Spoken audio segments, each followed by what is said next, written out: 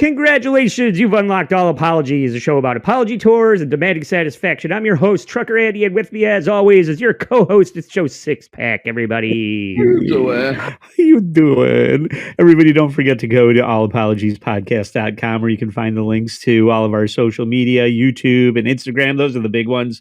So go there and inching our way closer to YouTube. I don't want to say success. YouTube. The success of getting the success of getting 30% of $7 taken away from you.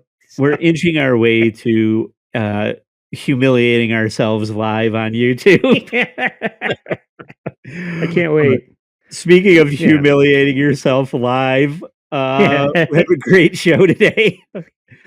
But before we get to that, let's today we're talking about Hannah Berner of Giggly Squad, the the lesser of the duo, if in my opinion. You get Paige DeSorbo, who from Summer House, which everyone knows is probably the more high profile part of the show, but then the the mouthpiece, maybe the Trucker Andy to the Giggly Squad, the person that kind of quarterbacks the whole thing, is Hannah Berner, who was also on Summer House for a little while and struck out on her own to be a stand-up comedian to a very highly successful degree. And Giggly Squad also highly successful and just selling out shows, killing it in the game. Successful. Yeah. Well, that's exactly why we have our special guest here today, Joe, to tell us why Hannah Berner is such a sensation and be the subject matter expert for the show. Please welcome the lovely Jen Bravo to the show. Hi, Jen. Hello. Hey. Thank you for having me. The counterpoint to my point. Yeah, right. Joe wanted to talk about this, and the subject of Hannah Berner came up on the bonfire a few months ago, I'd say at this point. And you, Jen, have recently tried to go see Hannah Berner here in Rochester at Comedy at the Carlson. Shout out Vinnie Paulino. And you want to tell that story? It's a pretty simple story. I thought I bought tickets. I said I was going to buy tickets. I invited Joe's lovely wife to come with me. The day of the show, I went to search for my tickets. I couldn't find my tickets. I called the venue. Do you have my tickets? No, we don't have any tickets. It turns out I picked out the tickets, but I never paid for the tickets.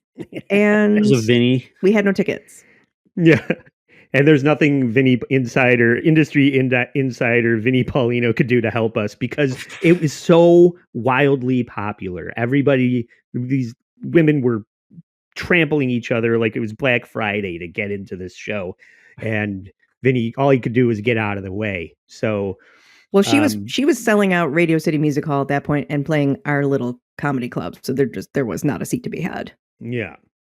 But you did recently finally get to see her close to here. I saw her in Buffalo 2 years ago as well. Oh, that's right. That's right. I forgot about that. And that's still a better story than me actually buying tickets to Anthony Jeselnik, who will probably never come back to the Comedy at the Carlson again, and me just sleeping through. I was literally sitting at home and forgot it was happening until the next day when I see Vinnie Paulino with his arm around Jeselnik, having a great time at the show that I bought tickets to and forgot to fucking go to. So, yeah, that's worse. That's kind of... I think I speak for everyone here when I say you're a jerk off. Yeah, it's the theme of the day. That's good. The caps off the way this whole day's been going for me. And he's a big comedy fan. Everyone. I'll probably never get to see Anthony Jeselnik live. So I only want to say that. I didn't necessarily, like, you're like, Joe wanted to talk about this. I didn't necessarily want to talk about this so much as the live show coming to town and Jen going to it. I was just like, oh, well, now we can talk about it, like, at least from an informed standpoint, or at least we can have a subject matter expert come on and talk about it. How do we want to start? Do you want to set up who the people are, or where do you want to? I think it's a good. Maybe let's start off with some lighter fare, a low Who stakes. Hannah Berner I'd is. say, do you want a quick 2-second history on who she is? Sure. Okay. Do you know a company called Betches? No. Nope. Okay. So Betches is like a online meme account that like millennial and Gen Z women follow, probably more millennial. Kind of like Barstool for like women for Instagram. And so she was someone that worked for them, and she got on Summer House, which is a Bravo show where they follow a bunch of people that get a house in the Hamptons every year together. And she was on that for a couple of seasons. She started out really strong. People liked her. And then she had a really horrible season during COVID. It was a terrible, she got a bad edit. She behaved badly, and she got fired from Summer House. She's mid, bro.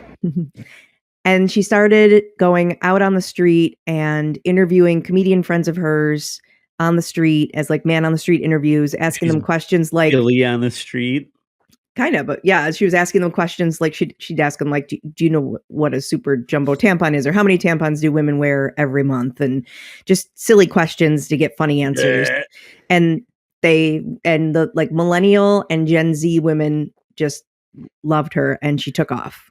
And she's like, do you know where you can get Loverboy beverages? And I'm like, I still say it's not. No, she will never talk. The reason she got kicked off of Summer House was that she got into a very brutal fight with the guy that owns Loverboy.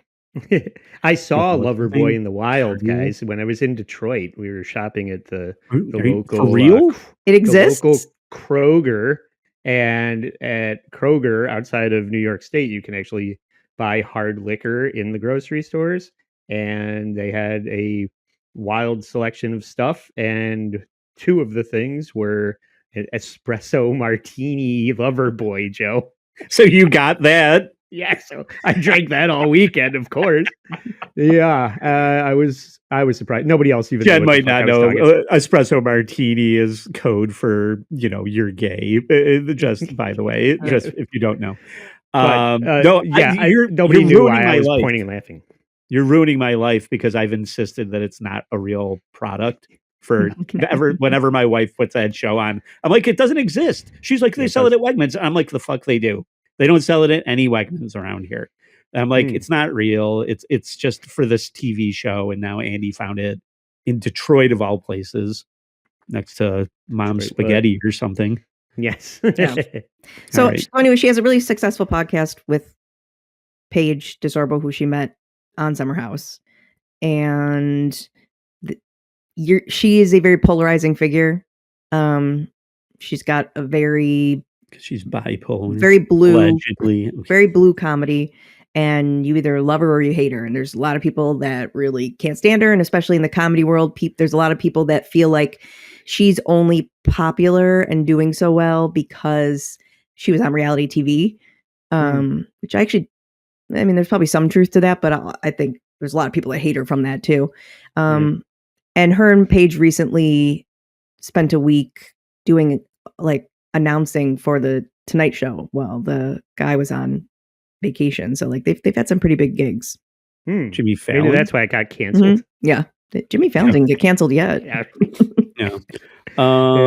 But that's interesting just because I know you don't really like blue comedy, but you like this. So I don't like her blue stuff. When she Oh. gets really into like some of the really sexual stuff, it's not for me, but she doesn't talk as much about that on her podcast. So I like her podcast much better than her stand-up.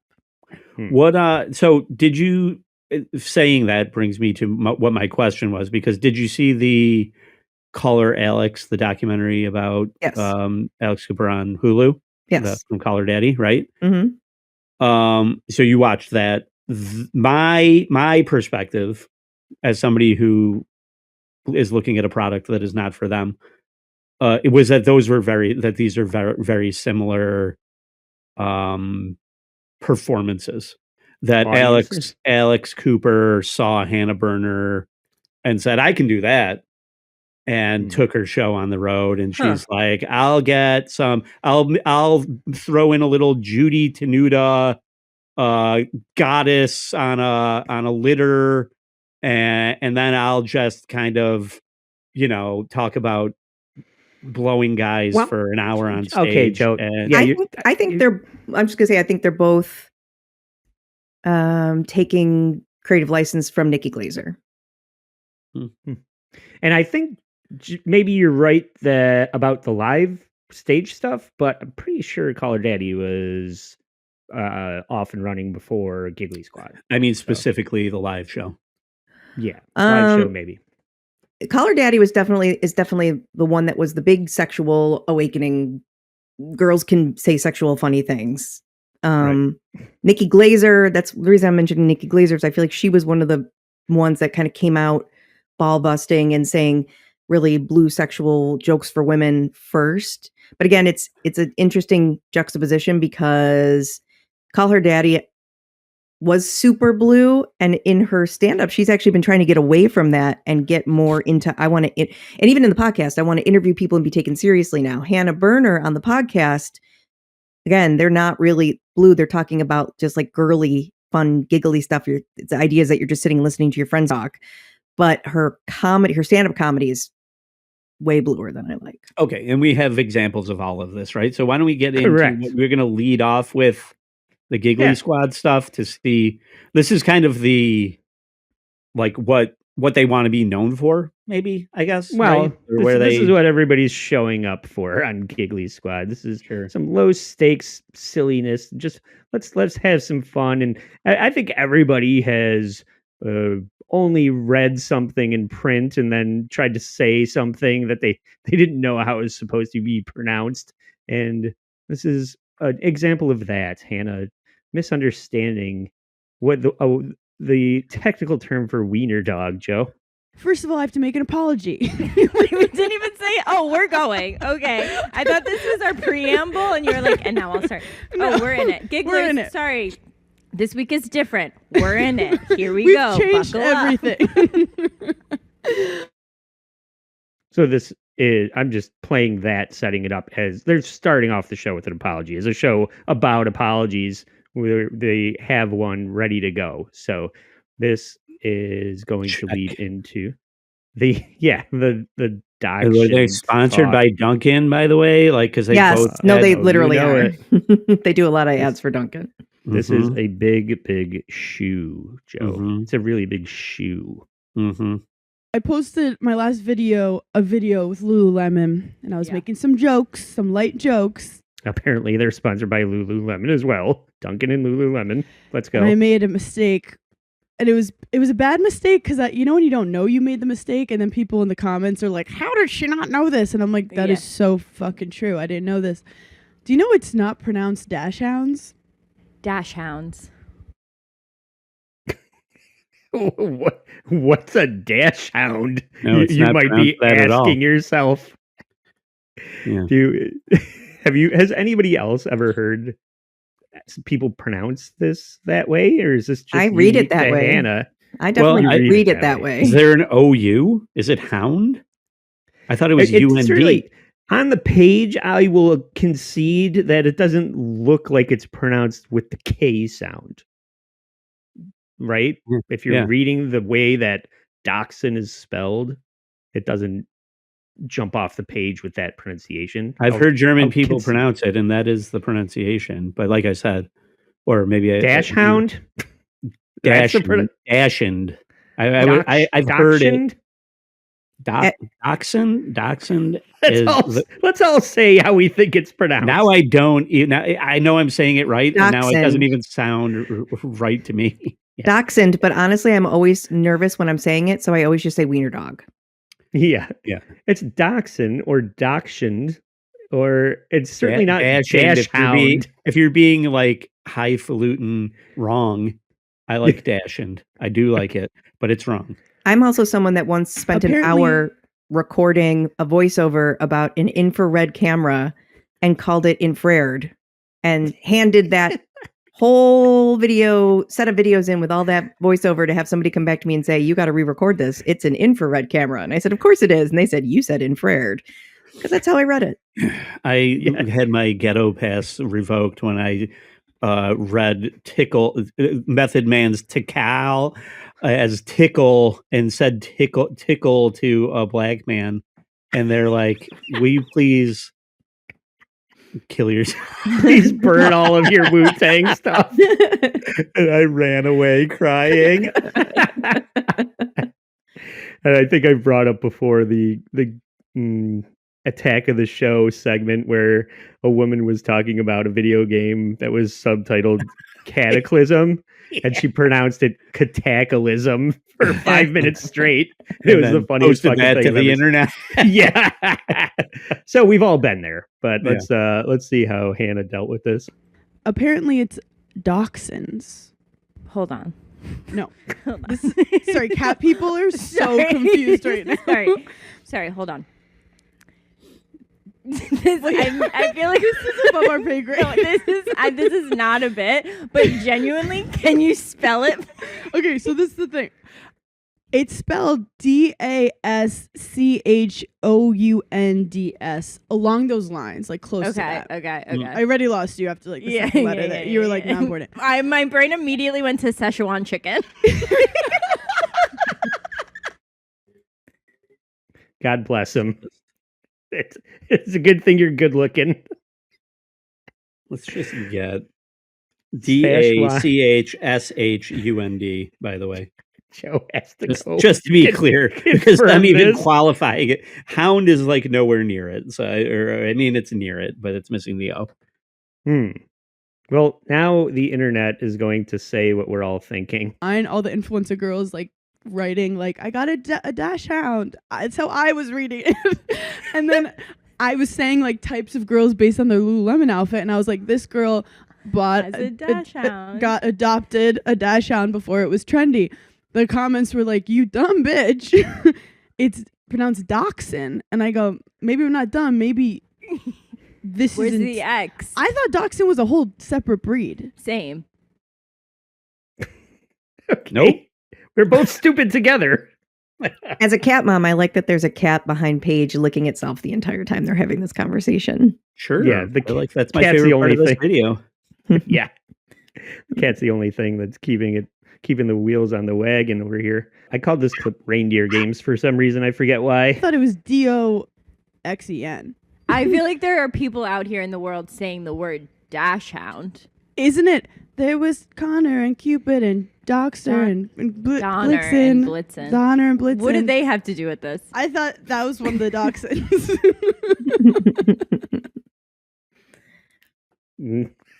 Come on, they're kind of, you gotta admit, it's pretty cute funny. Well, they're trying to justify it. They're giggly. Well, yeah. Dachshund. Yeah, that's the way it's pronounced. Thank you. You can always do that, Hannah. You can always put it in your phone and ask it to pronounce it for you.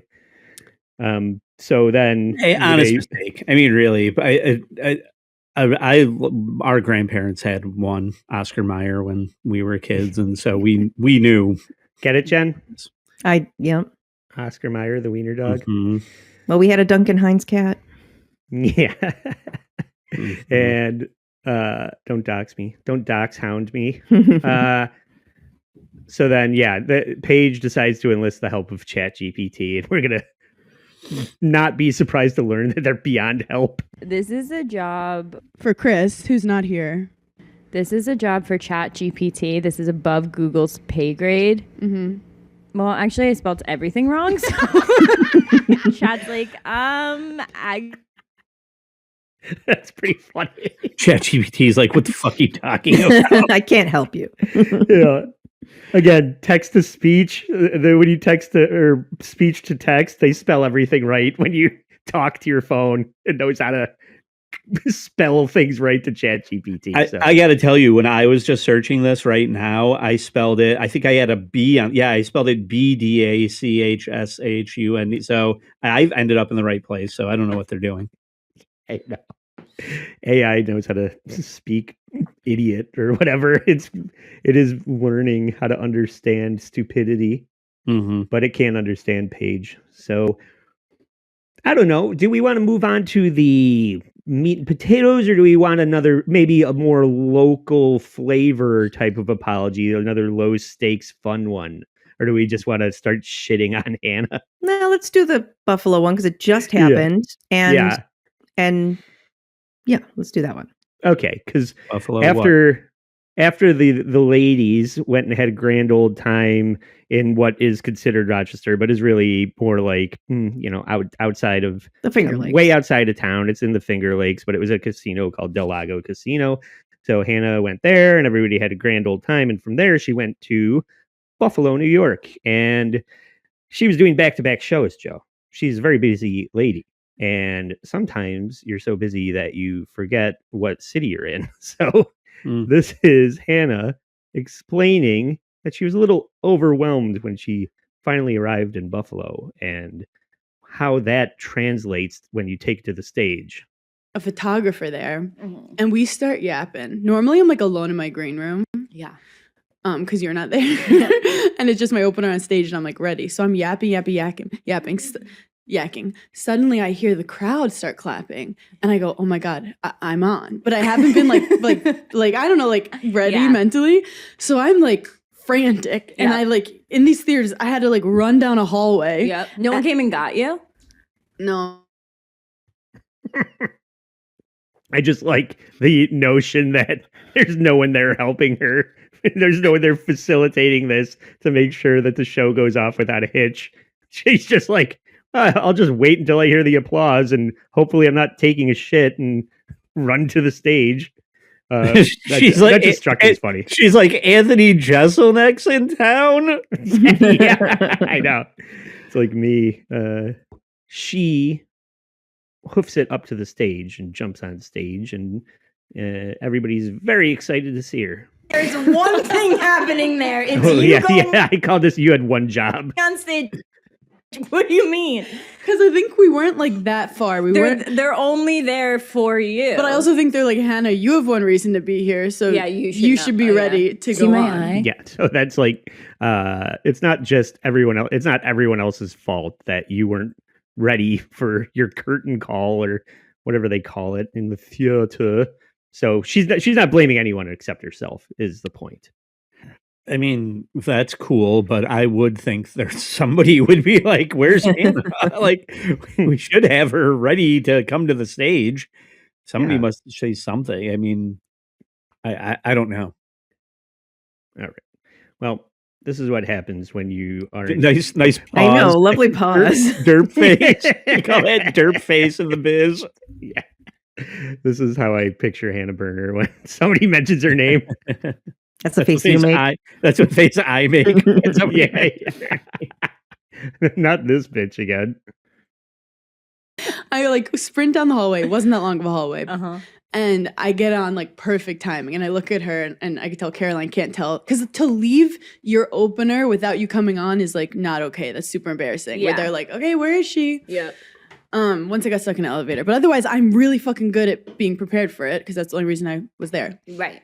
So I get on stage and I was not giving myself excuses, but I was a little bit thrown. I was a little frantic. Yeah. I was feeling anxious. And I grab the mic and you hear the energy and I just go, what the fuck is up, Boston? Joe, you might remember from the beginning of the story. She wasn't in Boston. So yeah, I mean, it happens to people. That's not it. Yeah, that's not the first time that it's ever happened to anybody. And also, hot tip: people in Buffalo hate Boston. It's a true story. Yeah, but we're gonna come to find out that it's not necessarily the fact that you fucked it up; it's how you handle it. So let's see how she explains this away. And as I'm saying it, I realize, okay, there's two ways to go about this. I could just hope that they didn't hear that. Yep.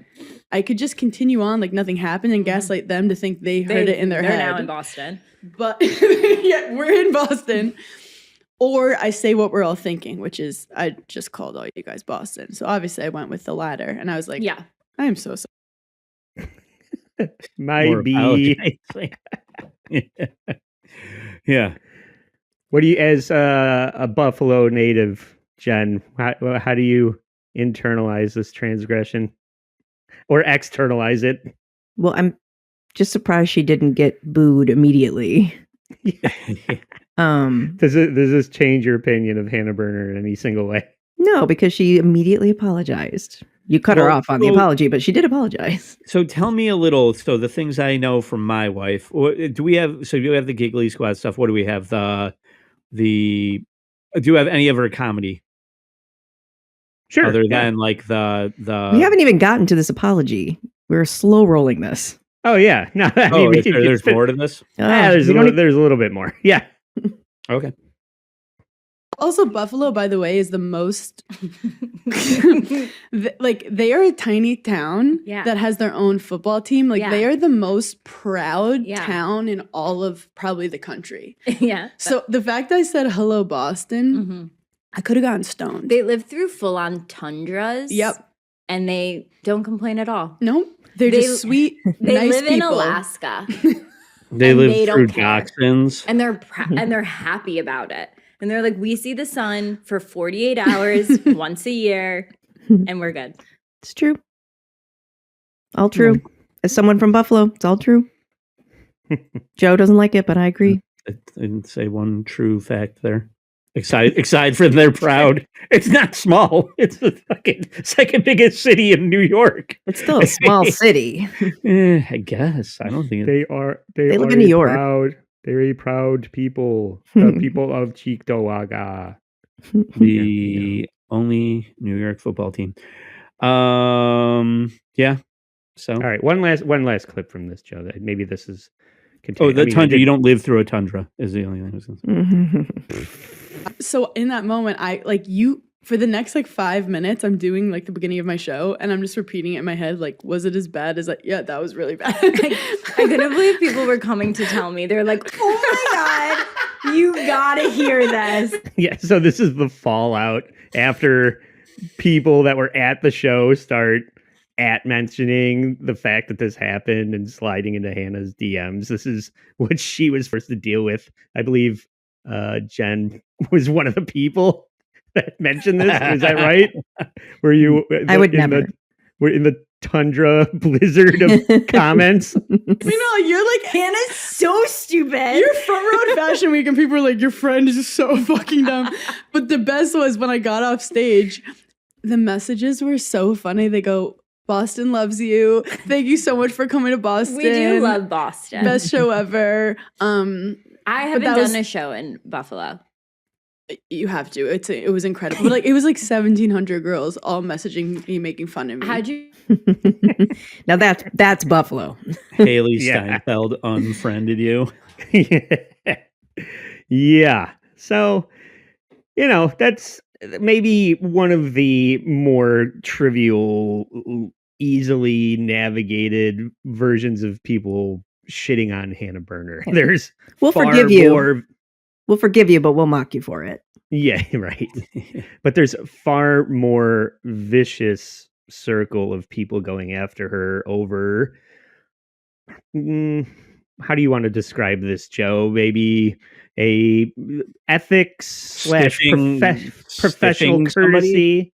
Yeah. Let's have a degree of professionalism and not work paying together. Contractors. Somebody was, I think, the preeminent person that would not pay their contractors, and then Hannah Berner just was like, "I can do that."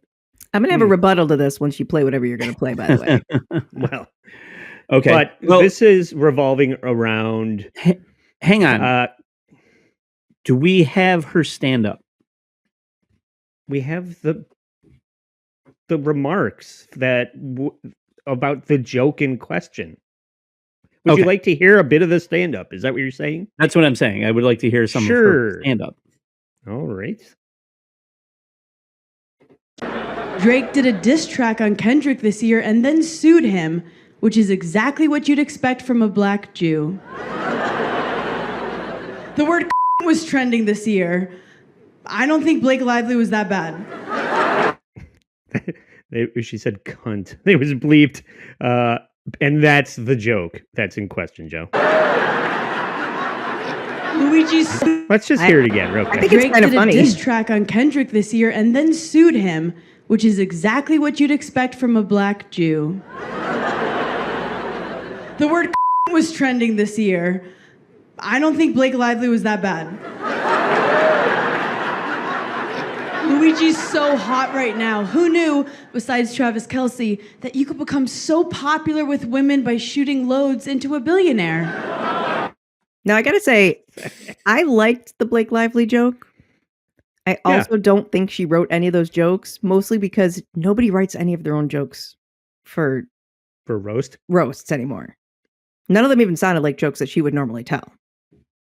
I would say that you're right.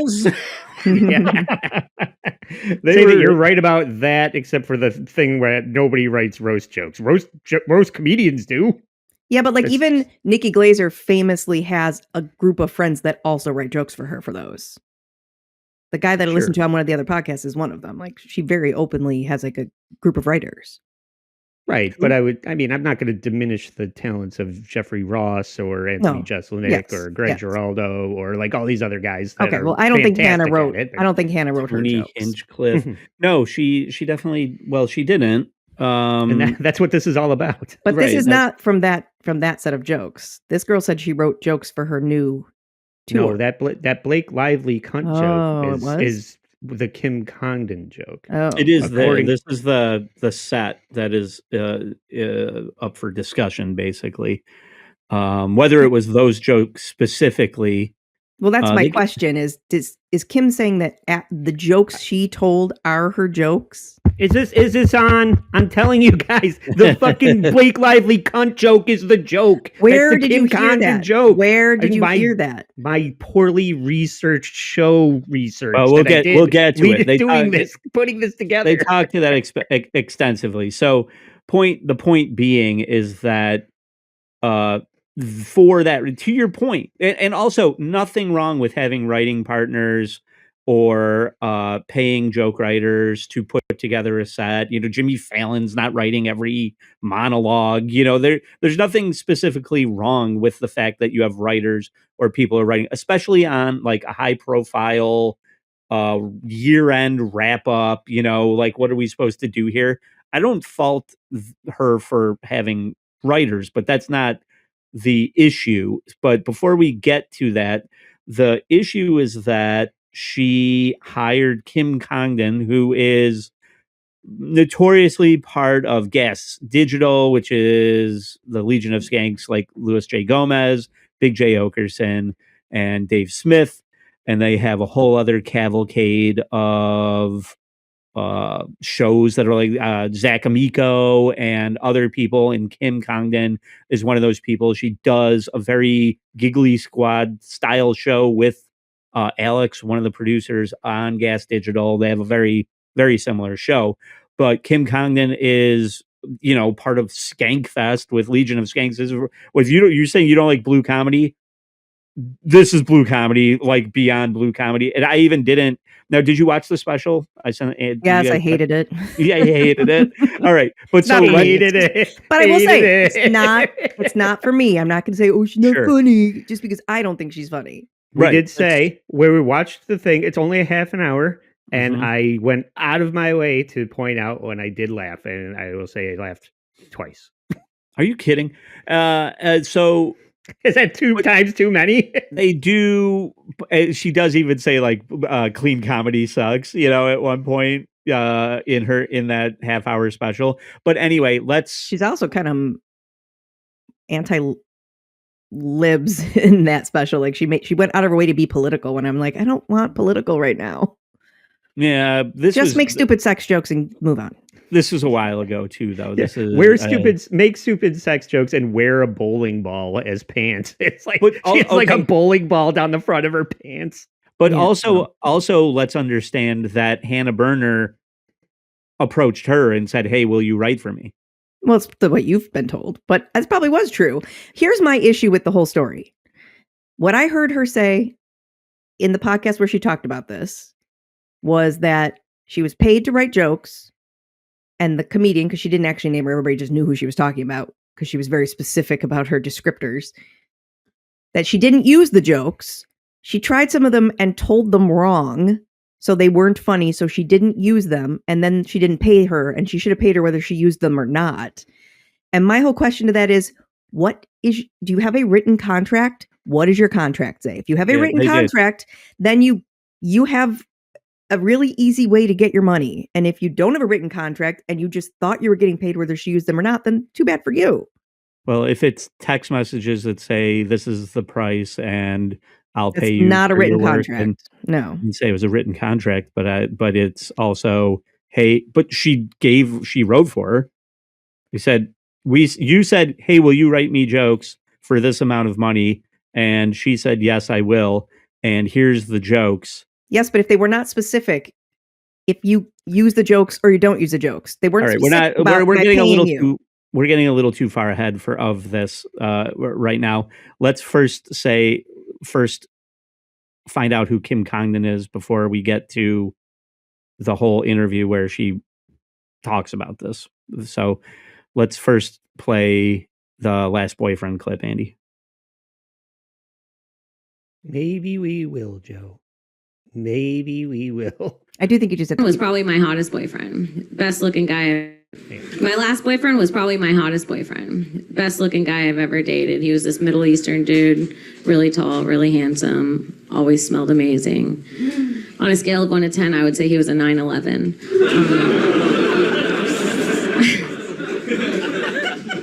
Never forget. That dick. Okay. Steel beams. I mean, I know why Joe wanted to include that one. I gotta say, I saw that punchline coming a mile away. So, okay. And then just a couple more, just to set the stage of the style. Like we're seeing the different styles, or what you can see, I would say, is the voice from what we saw Hannah Berner do on stage at the wrap up. That this falls in line with this style of comedy, I would say. So let's just do the women in comedy. These are two quick bits here.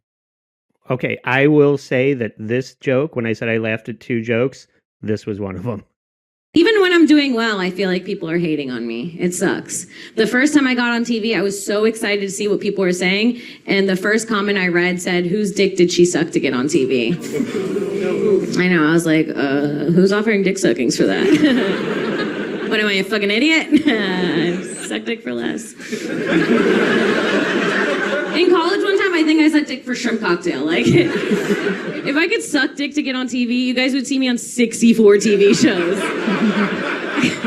My lips would be all chapped on Succession. I liked that one. Yeah, that one got me. I'll say that. So that's enough. I think there was one other, but we don't have to play the other one. But Why so not? that let's play it. Well, sure. Okay. I mean, because I'm not going to say that. Are you saying this is good?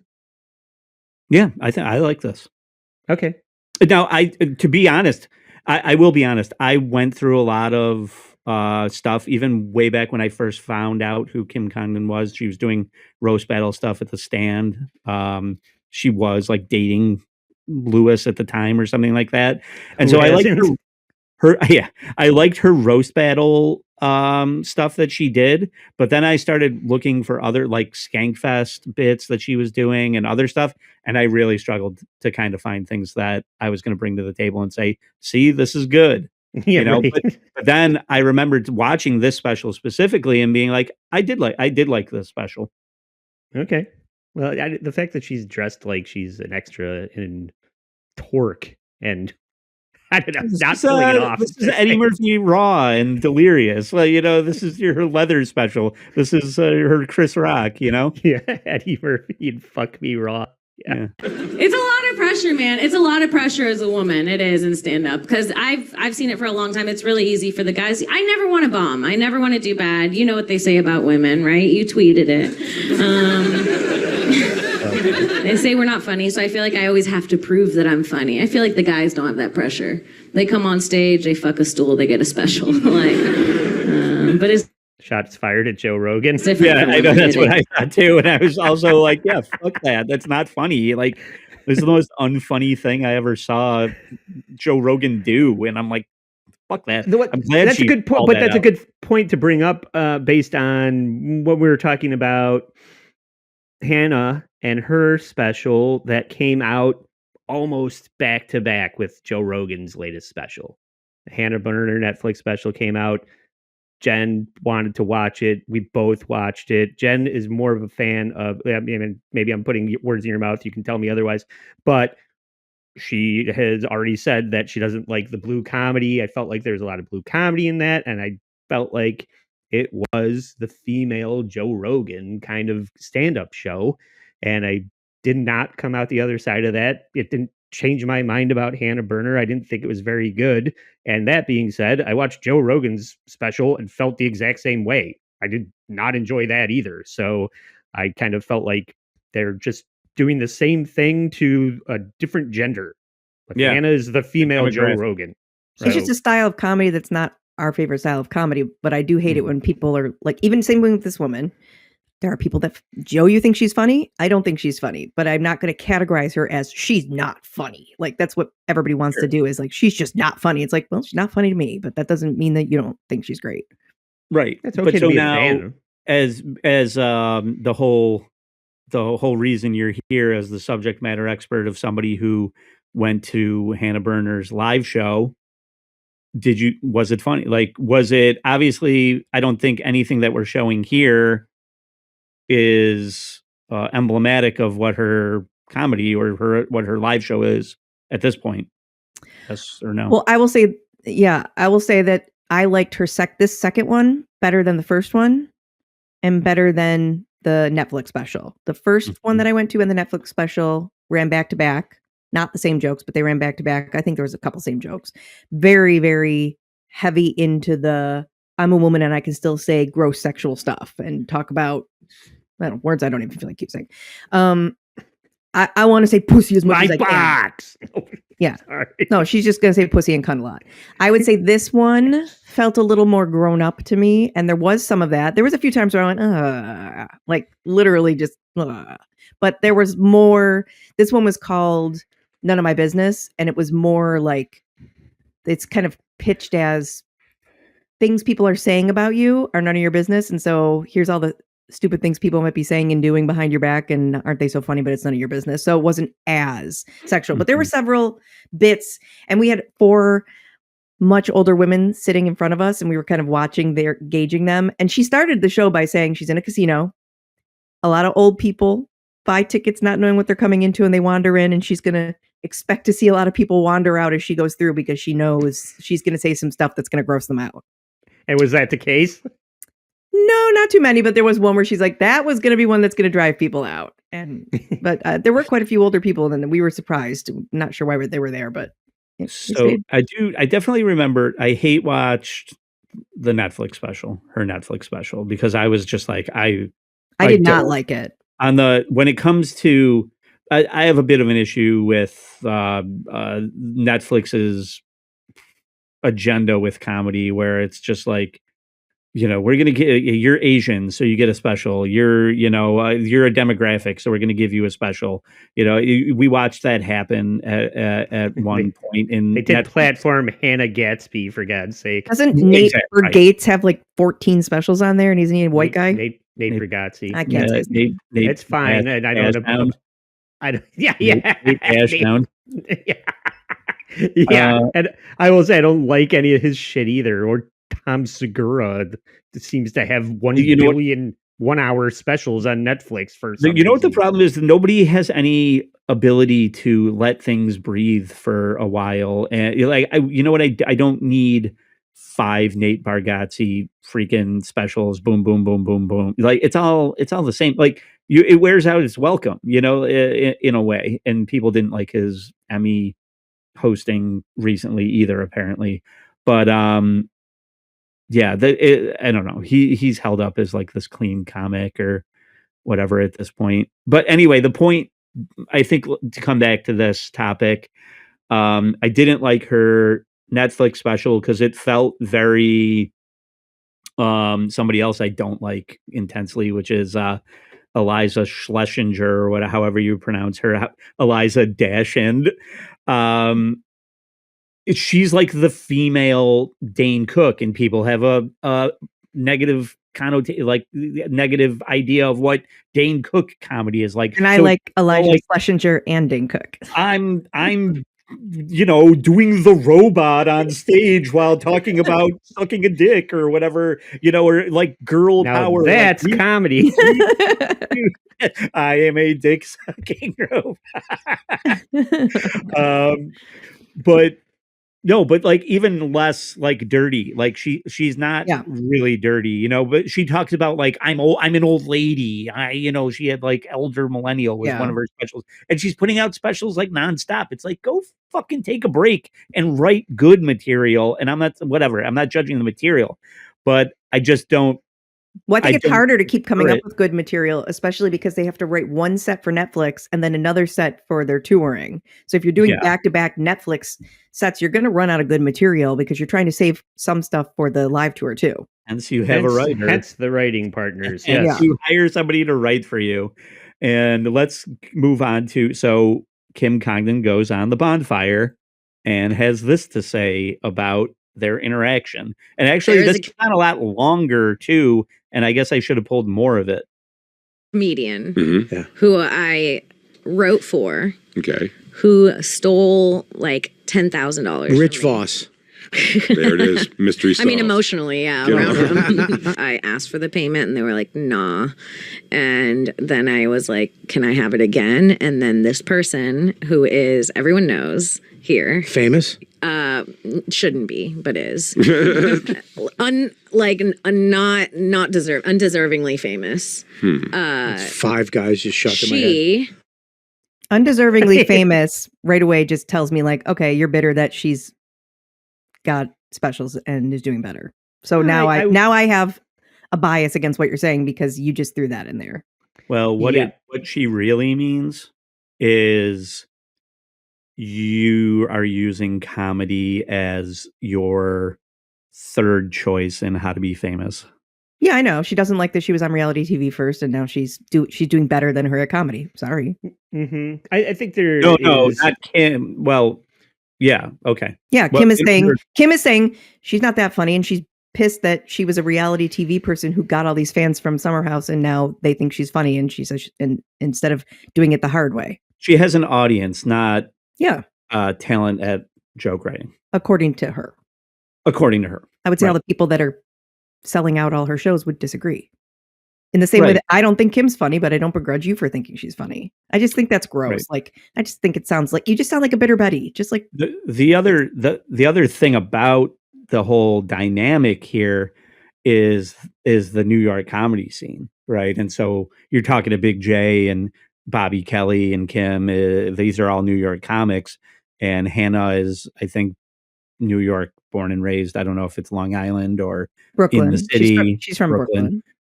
So she's from New York, right? So these people know that it's not, she did not come up in the New York comedy scene.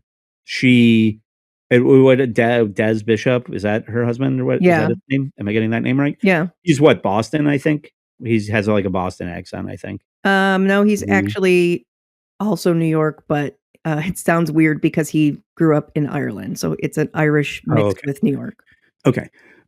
But so it's like this convoluted scenario of she made a name for herself on TV and she has name recognition and built an audience around that and probably in the podcast. And then she married a comedian. And so she has this mix, this Reese's chocolate and peanut butter mix of worlds that she's straddling, and then turns that into I think the real point of this is how the fuck did this bitch get a Netflix comedy special? Yeah, they don't. She's been doing comedy for half a year. Yeah, they don't like it that she didn't have to schlep for 20 years in the comedy clubs. Right. But also, she's been doing podcasting since before she was even doing Summer House. And podcasting and TikTok are the new way that you get famous faster and can get Netflix specials and get people to watch your comedy. Sorry, but that's just the way it goes now. And by the way, they're all doing it now too. Who's they? Kim. She's on a podcast. They're podcasting. Yeah. They're putting clips up on TikTok. That's what Hannah did. That's how she went. She went fast. So they don't like it that this is the new world, and they're bitter. She's a bitter Betty that this girl got famous and didn't have to schlep and get sexually harassed in comedy clubs for 15 years. It's very much the cart before the horse or whatever. Like, I wouldn't even say that stand-up comedians are good podcasters, and good podcasters aren't necessarily good stand-up comedians. I think both of those things can be true. But yeah, it's not really, but it's not even neither here nor there, really. Let's keep going with the clip 2 of the interview here. Oh, I had a feeling she refused to pay me my money, and then added into the email an attorney who threatened to tell Netflix that I was difficult to work with if I came after the rest of my payment.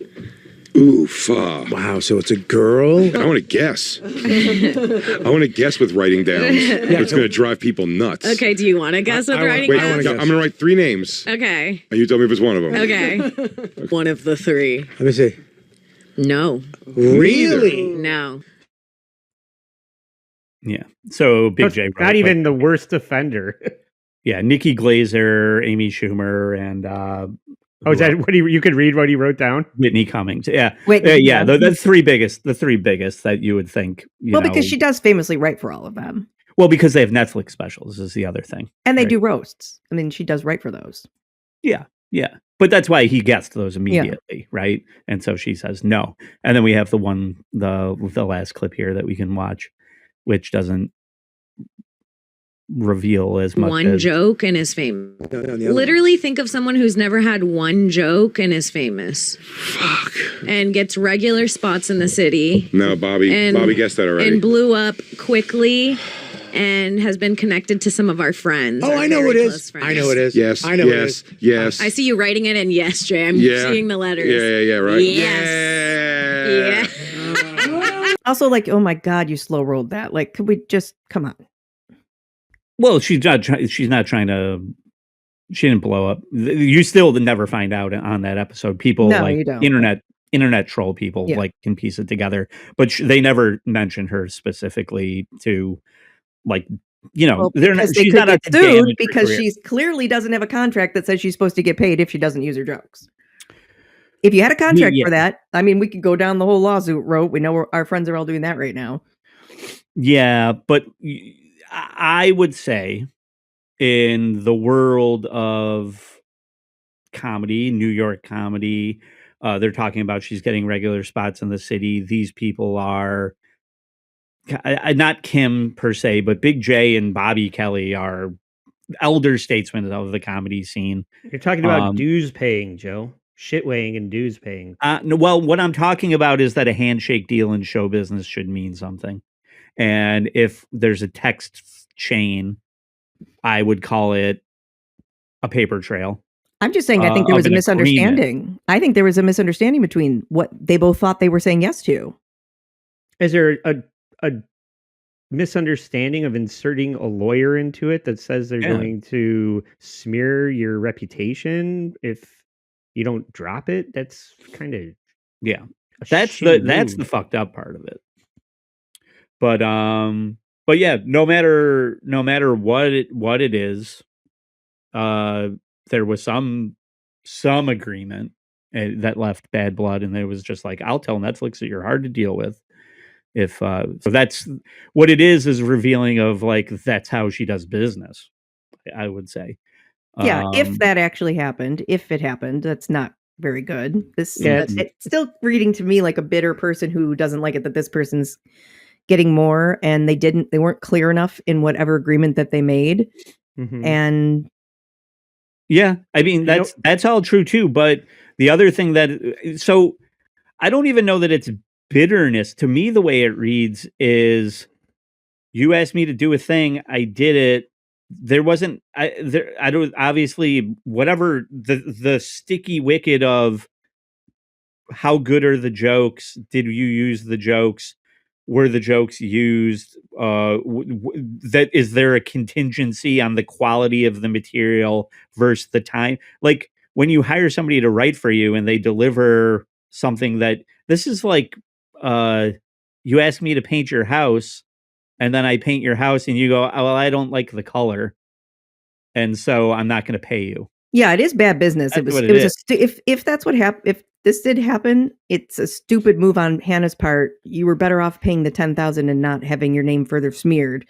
Although she's already been smeared so many times, and it's very, very, very, very, very well argued that she steals memes from the internet and turns them into her own jokes. And like, there's a lot of people that don't like her that say that like she has been stealing jokes for years and years and years and years. So, yeah.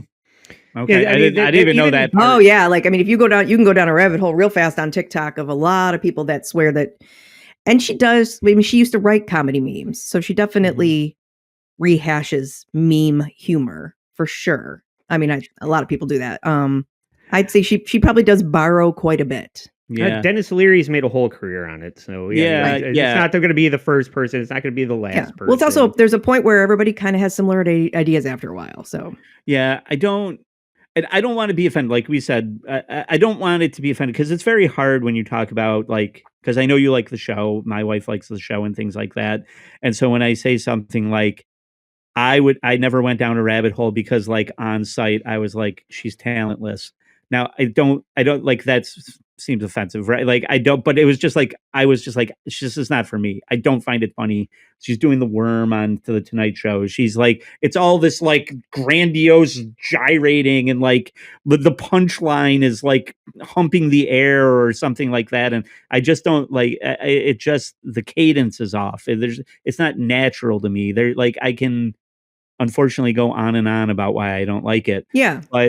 But that doesn't mean it's there's not an audience for it. Right. And I'm sick of the narrative that she has no talent. She's never said anything funny. It's like, oh God, I could say, you could say that about every comedian. Someone doesn't like them. Yeah, right. I agree. And I won't say she's never said, like maybe like you guys, like Andy said, but half hour of Kim Congdon, you laughed twice. Yeah. Okay, that's fair. I watched the Hannah Berner thing and I like actively was trying not to find any of it funny, and I probably did laugh once or twice, like in the hour. You stumble across something funny, of course. That's not. And again, I didn't really like the Netflix special. I don't like some of her stand up.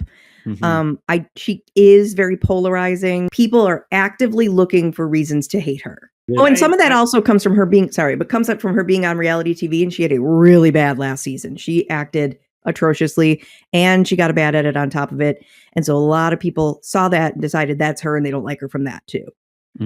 All I'm going to say is that about Hannah Berner is that people find their way into comedy in different ways. Jerry Seinfeld found his way into television from stand-up comedy, and Hannah Berner found her way into stand-up from podcasting. And when Jeremy Piven isn't saying the N-word in Scary Movie 3, he's trying to do stand-up comedy. So nobody's enjoying that. But Andy always has to shoehorn that into every episode. Never forget that Jeremy Piven said the N-word. So people just find their way into different industries with different levels of success in other buckets. So I'm sorry that you made your bones at the Stand and you couldn't get on at the Comedy Cellar until 3:30 in the morning. And Hannah Berner does some reality show and starts a podcast, and suddenly she's a more successful stand-up comedian than you are because she took that avenue. That's not a slight against you. Bad business aside. It's just it was bad business. It is bad business. Even if the deal that Hannah thought the deal was, I'm only paying you if I use your jokes. If you're getting these notes from this woman, you pay her to get her to shut up. Yeah, pay her $6,000 and say it didn't work. Give her out. one Dunkin' Donuts check. Yeah, exactly. It's not. You can afford it, asshole. That's the bad look of it. Is like fighting over $10,000, like in show business, is a bad look. But. Yeah, the other thing that I could see in the interview is like they're fighting over like spots, like that she's taking spots in New York, and that's just everybody hates that's that. the gold in New York City comedy, right? That somebody like that is coming in, but how else is she supposed to work out? You got to go on the road, right? You got to go to, It's competitive. It's vindictive. Ask people about Leslie Jones. She's a fucking asshole. and everybody knows it. So just you got to be on the lookout for who you want to be working with or avoiding, and it's just a lesson learned, Kim Congdon. I hope the lesson for both of them is write a damn contract with that lawyer next time and stop the girl on girl crime, because there's one girl for every 50 guys doing stand up. So we don't need each other bashing each other. Yeah, either. that was funny. That's why I pulled the like women in comedy clips here too of how hard it is, and that also the intent I think was good there. Of hey, let Hannah Berner's like hey, let me get Kim in here and to write for me or whatever.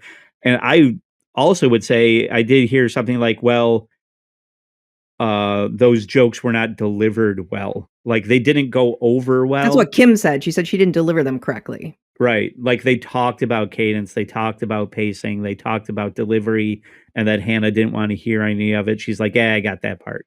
And then it didn't go over very well. Now, I don't even think that's true, at least in the audience. Obviously, it's fake, right? Like the audience is fake. They're all laughing for no fucking reason. We can't hear the people not laughing at home.